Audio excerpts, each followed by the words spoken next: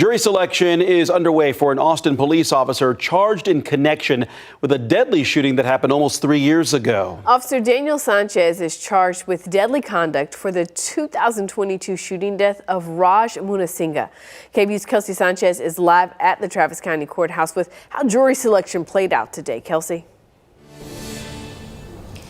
Ashley and Mark, well, roughly 30 minutes ago, potential jurors were asked to leave the courtroom while the defense and the state decided who will be on the jury seat this Thursday when the trial does officially begin. And this was a very lengthy process and a very packed courtroom. This process actually started around 10 o'clock this morning, both the state and the defense asking questions and giving hypotheticals to see who would best represent the jury pool. Now, cameras weren't allowed inside today, but Officer Daniel Sanchez was in the courtroom alongside his attorneys and didn't speak, which isn't out of the norm during this process. Jurors will determine if his actions were justified. Now, going back to how we got here, Officer Daniel Sanchez was indicted back in December of 2023. On November 15th, 2022, Officer Sanchez responded to Monsinghe's home after neighbors called and reported a man standing outside and firing into a home. That man was later identified as Monnesinghe.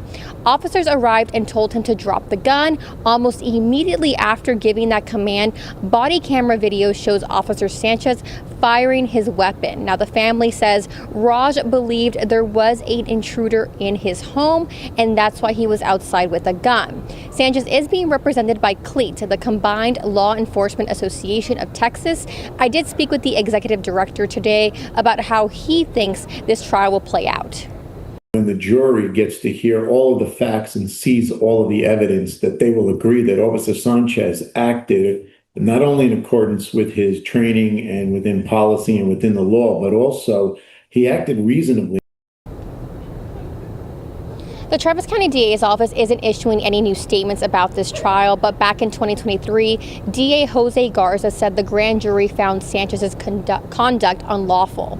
APD also told me they won't be giving a comment ahead of the trial, but in the past, however, the department has said Sanchez acted within his training. Now, Sanchez has been on paid administrative duty since the shooting, and if they don't seat a jury tonight, they'll come back Wednesday because tomorrow is elections. However, they are expected to be back inside right now to see if they will seat that jury tonight.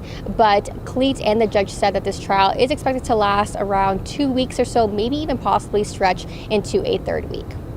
We're live outside the Travis County Courthouse. I'm Kelsey Sanchez, KVUE News. Kelsey, thank you.